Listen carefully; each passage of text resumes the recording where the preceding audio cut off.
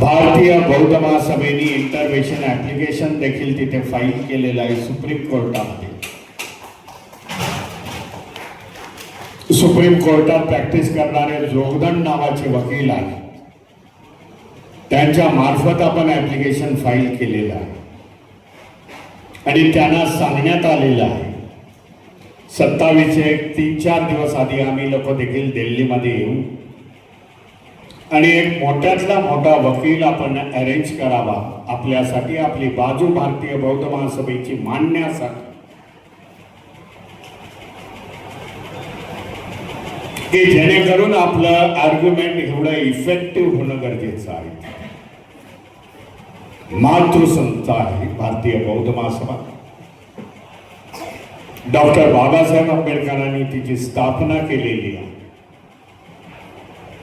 ज्या माध्यमामधून या देशामध्ये धम्म क्रांती झाली. आपण लाखोच्या संख्येने लोक बौद्ध झालो. म्हणून मला वाटतं आपलं इंटरव्हेन्शन ऍप्लिकेशन जे आहे ते आपलं पास होईल आणि आपल्याला तिथे आपली बाजू मांडण्यासाठी आपल्याला अधिकार मिळेल. आपली बाजू मांडण्यात मोठ्यातला मोठा वकील त्यांना एंगेज करण्यासाठी सांगितलं. पैसे देण्यासाठी संस्था तयार आहे, पैशाचा हिशोब करू नका. परंतु ही जी महाबोधी बुद्ध विहाराची जी लढाई सुरू झालेली आहे ती जिंकल्याशिवाय राहणार नाही एवढं आपल्याला समजतं. अनेक दिवसापासून आकाश लामाने सुरुवात केली, त्यांचं मी योगदान कमी करणार नाही,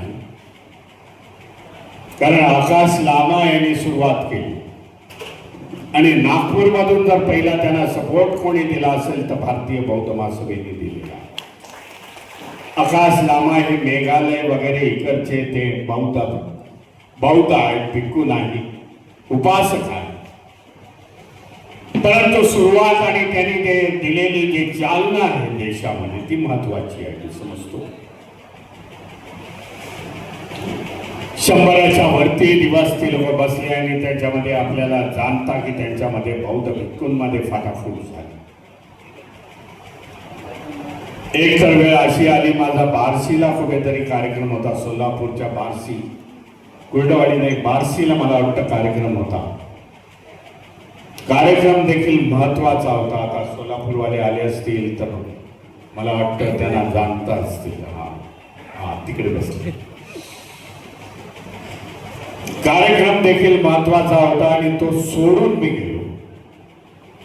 त्या सीओनी मला, बार्शीच्या सीओनी मला सांगितलं, भीमरावजी कुठल्याही परिस्थितीमध्ये हजर राहा, भारतीय बौद्ध महासभेचं अधिवेशन आहे, परंतु आमच्या डोक्यावरचा जो बोजा आहे तो जरा कमी करा. काय बोजा असेल आपण विचार कराल बाबा. 1938 किंवा 1939च्या दरम्यान बाबासाहेब तिकडे गेले सोलापुरामध्ये आणि सोलापूर जिल्हा, सोलापूर परिषद, इथे बाबासाहेब जास्तीत जास्त वेळा गेलेले. जवळजवळ 11 ते 12 वेळा बाबासाहेब ह्या परिसरामध्ये गेलेले. आणि तेव्हा त्यांनी सांगितलं की त्यावेळेला बाबासाहेब आले असताना आमच्याकडून खूप मोठी चूक झाली. चूक अशी झाली की बाबासाहेबांना आम्हाला मानपत्र द्यायचं आणि मानपत्र बनवण्यासाठी, मानपत्र ट्रान्सपोर्टेशन म्हणजे तिथून इकडे घेऊन येण्यासाठी आम्हाला वेळ लागला. 1939चा काळ आहे, वाहतुकीची साधनं नव्हती. बाबासाहेब थांबले नाही. बाबासाहेब पुन्हा एकदा दुसऱ्या कार्यक्रमाला सोलापूरला तिथून निघून गेलेले आहेत आणि त्यावेळापासूनच हे मानपत्र आमच्या सीओ ऑफिस नगर परिषदेच्या कपाटामध्ये लॉक अँड की मध्ये. आता मी आलेलो आहे नव्याने, हे मानपत्र मी आपल्याला देऊ इच्छितो आणि जो काय बोजा आमच्यावरती आहे तो जरा कमी करू इच्छितो. परंतु महाबोधी बुद्ध विहाराच्या इथे बुद्धगयेमध्ये जे काय परिस्थिती निर्माण झाली, बौद्ध भिक्खूमध्ये वितुष्ट आलं. लामा एका बाजूला त्यांचा म्हणते संघ, दुसऱ्या बाजूला दुसरे म्हणतेगी. अशामुळे मला सकाळीच तिथे पोचावं लागलं, सकाळच्या मॉर्निंगच्या फ्लाईटने. आज त्यांच्यामध्ये वितुष्ट जास्त आहे. आज देखील म्हणते की मला काल सांगण्यात आलं विनायाचार्य अजूनही तुरुंगामध्ये आहेत, त्यांना बेल मिळत नाही. काहीतरी गडबडी आज तिथे सुरू झालेली आहे महाबोधी बुद्ध विहाराच्या अंतिम टप्प्यामध्ये. मी देखील लामा जेव्हा मुंबईमध्ये आले असे, मुंबईच्या कार्यकारिणीला माहिती आहे इकडे सभा होती कुर्ल्यामध्ये, जे वंचित आणि भारतीय बौद्ध महासभेने आपले त्याचं नियोजन करण्यात आलं होतं. त्या दिवशी लामा आले होते इथे मुंबईमध्ये, परंतु लामाची आणि माझी भेट झाली नाही. कारण मी राजकोटचा कार्यक्रम करून मी 12 वाजता आलो आणि पुन्हा 3च्या गाडीने मी आग्रा येथे उत्तर प्रदेशच्या मी आग्रा येथील मीनापुरी, हाथरस, अजून असे 4 ठिकाणी माझे कार्यक्रम होते. मी सुपरफास्ट ट्रेनने निघून गेले मेनपुरी.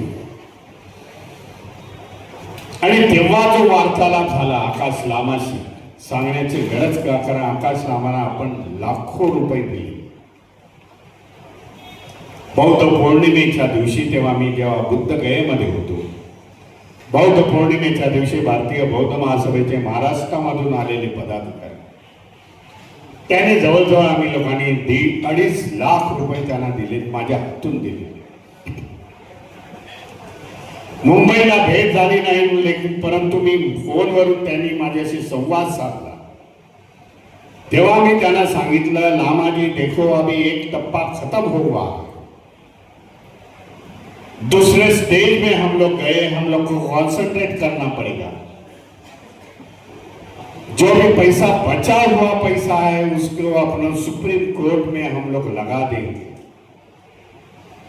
सुप्रीम कोर्ट हे खर्चिक आहे आपल्याला सांगू इच्छितो. मोठे मोठे लॉयर जर आपल्याला तिथे एंगेज करायचे झाले तर 10 ते 15 लाख रुपयाचा खर्च एका वेळच्या हिअरिंगचा. परंतु लामा हे काय मानायला तयार नाही. काल देखील मला सांगण्यात आलं, मी जेव्हा पटना बिहारमध्ये होतो, मैंने लामाची मीटिंग आज इधर इधर है और लामा पैसे की मांग कर रहे. हे मला सगळं आश्चर्यजनक वाटलं. जेव्हा पैशाची गरज होती तेव्हा भरभरून या महाराष्ट्रामधून आले, देशामधून पैसे आले. भारतीय बौद्ध महासभेची लोक तुझ्याबरोबर बसली. या पैशाची गरज आता सुप्रीम कोर्टासाठी आपल्याला लागतायत, तेव्हा देखील आपण पैसे मागताय, आपल्या अकाउंट्सवरती मागताय. हे जरा मला कुठेतरी खटकलं. म्हणून कालच्या आम्ही मीटिंग्समध्ये, कालच्या धम्म परिषदेमध्ये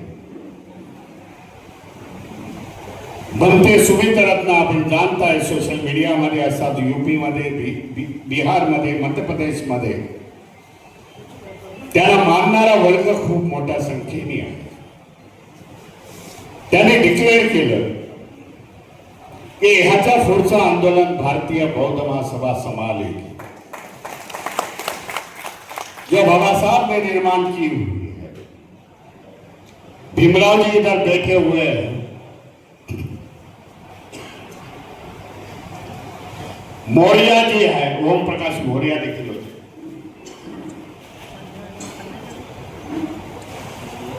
आपल्या भारतीय बौद्ध महासभेचे ओम प्रकाश मौर्य होते, गिरीश्वर मौर्य होते, सुवच्छ राम जे आपल्या बरोबर नेहमी असतात, उत्तर प्रदेश मधले मुंबईमध्ये राहणारे IPS IRS अधिकारी, इन्कम टॅक्स कमिशनर, मुंबईमध्ये 10 वर्ष होते प्रिन्सिपल्स. या सगळ्यांच्या समोर तिथे भिक्खू संघाच्या समोर त्यांनी डिक्लेअर केलं की इसके बाद हे आंदोलन भारतीय बौद्ध महासभा करेल. त्या परिषदेला 2 आमदार तेथील उपस्थित होते.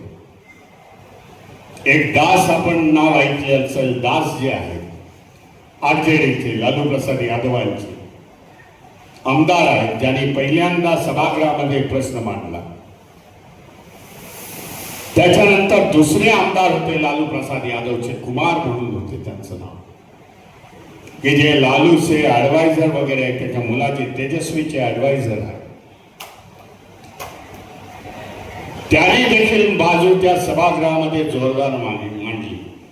250च्या वरती लोक होती, बुद्धिजीवी लोक होती, सगळ्यांना बोलवलं होतं.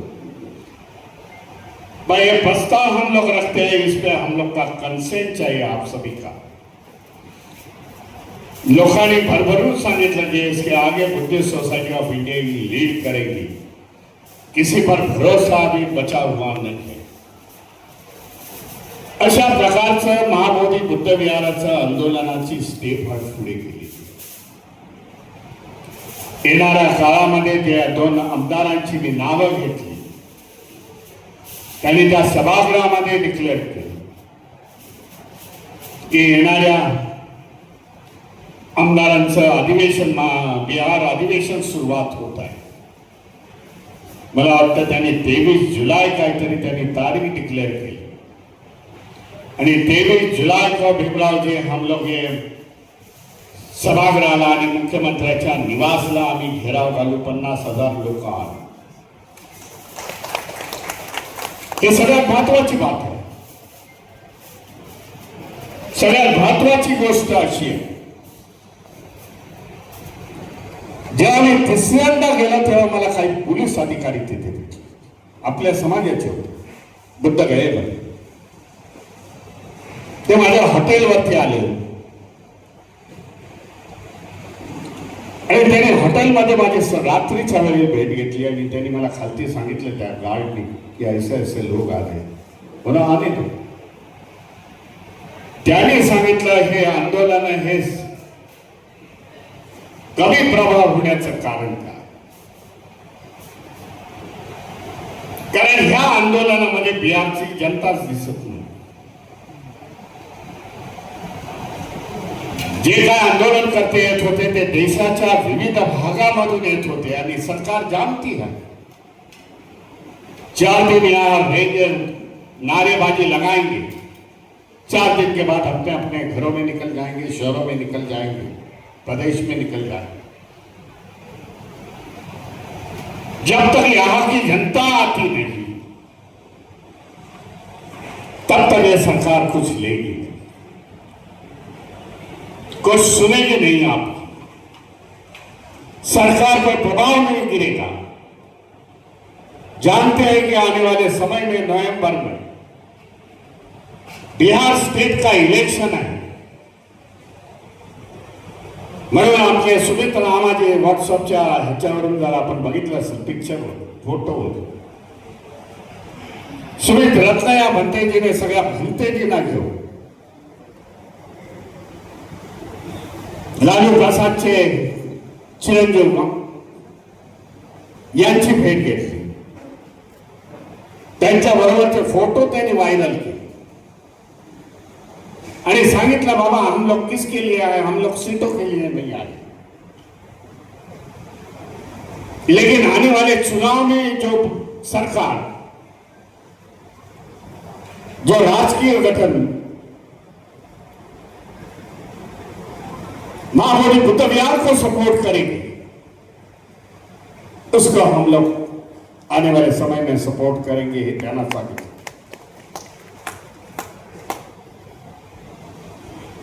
आणि आपण तिथून निघून आलो. बोला भीमराव जी काफी बड़ा इम्पैक्ट हो गया. आज के हमारे सभे में म्हणजे कालची जी सभा झाली पटना या शहरामध्ये, त्याच्यामध्ये त्याचे 3 रिप्रेझेंटेटिव्ह हजर होते.